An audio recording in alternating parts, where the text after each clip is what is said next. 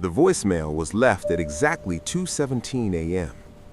Daniel noticed it the next morning. No missed calls, no number attached, just a single voicemail notification. He almost deleted it. Almost. The message began with silence, then breathing, slow, careful, as if whoever was on the other end was listening, waiting for Daniel to speak first. Then a voice whispered his name, perfectly. Daniel. His stomach tightened.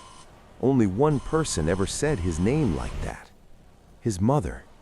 She had died 3 years earlier. Daniel replayed the message. This time, the whisper continued.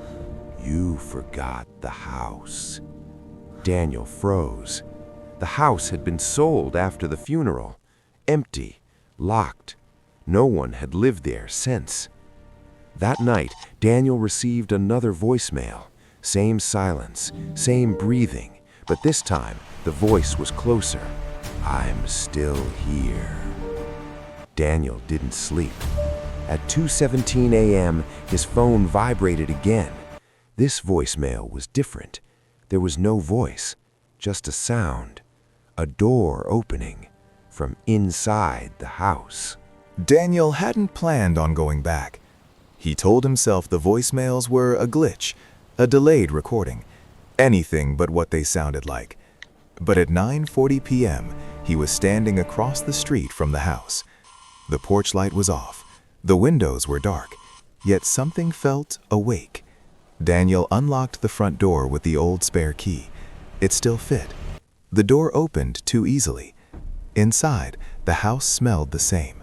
Dust, old wood, and something faintly familiar. The living room was empty. No furniture, no photos, just bare walls and silence. Daniel's phone vibrated in his hand, a voicemail notification. Timestamp 2:17 a.m. He frowned. It wasn't even midnight yet. He pressed play. The message wasn't breathing this time. It was movement. Slow footsteps on hardwood floors. Daniel looked down at the floor beneath his feet. The footsteps stopped. So did he. Then the voice returned, softer now. You're standing where I stood. Daniel backed away from the center of the room. His phone vibrated again. Incoming call. No number. The screen lit up with a single word. Home. He declined the call. Immediately, every light in the house turned on at once, and from somewhere upstairs, a phone began to ring.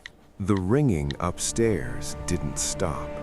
It echoed through the hollow house, bouncing off walls that no longer remembered furniture. Daniel stood at the bottom of the staircase, phone clutched tightly in his hand. His screen was dark now. No notifications, no missed calls, yet the ringing continued. He climbed the stairs slowly. Each step creaked louder than it should have. At the top of the stairs, the hallway light flickered on by itself. Only one door was open, his mother's room. The sound was coming from inside. Daniel stepped into the doorway.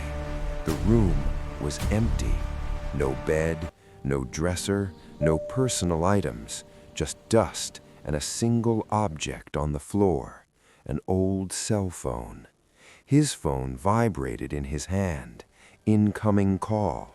The caller ID showed his own number. Upstairs, the phone on the floor stopped ringing. At the exact same moment, Daniel's phone answered by itself.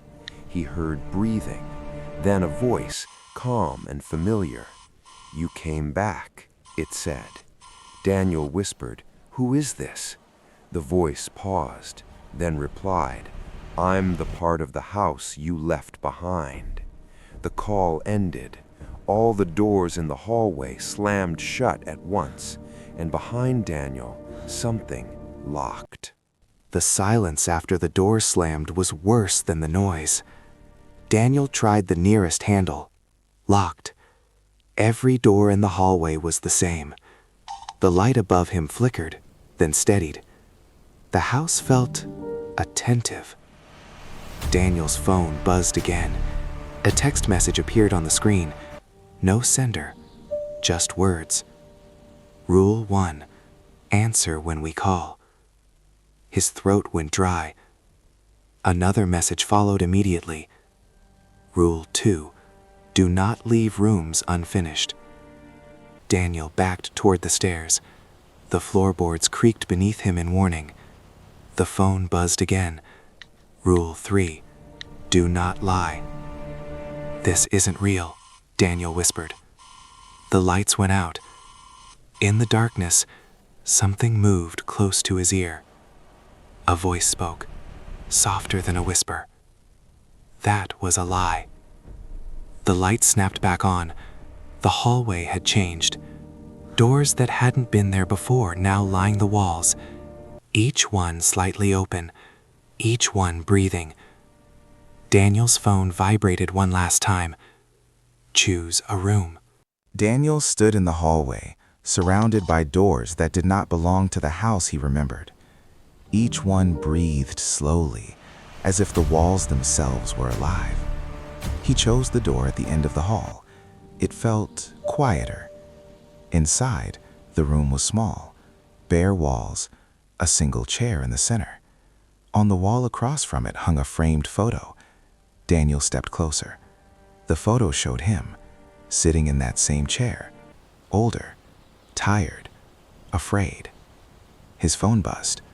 Rule 2. Do not leave rooms unfinished. The chair scraped across the floor by itself, stopping directly behind his legs. Daniel sat. The door closed. The room grew warmer. The walls began to whisper. Not words, memories, arguments, regrets he had never said out loud. His mother's voice joined them. Why didn't you come back? Daniel's voice cracked. I was afraid. The whispering stopped. His phone vibrated one final time. Rule 3. Do not lie. The lights dimmed. The framed photo on the wall slowly changed. The version of Daniel inside the frame smiled. The smile in the photograph didn't fade. It widened. The room felt smaller, as if the walls were leaning in to listen. Daniel tried to stand. The chair held him in place. His phone lit up in his hand. One final message. You came back. You answered. The voice returned, no longer pretending to be his mother. It was the house now, old, patient. I don't keep people, it said. I keep parts of them. The door opened behind him. The hallway was gone. In its place was the living room as it had been years ago. Furniture restored, family photos on the walls. His mother stood by the window, her back to him. You don't have to stay, she said gently. Just leave something. Daniel understood. He stood. The chair released him. He walked past her without looking. The front door opened easily. Outside, the night air felt unreal. Daniel never returned to the house again. Years later, the new owners reported something strange. At 2:17 a.m., their phone would ring. No number, just a voicemail. A man's voice whispering, "You forgot the house."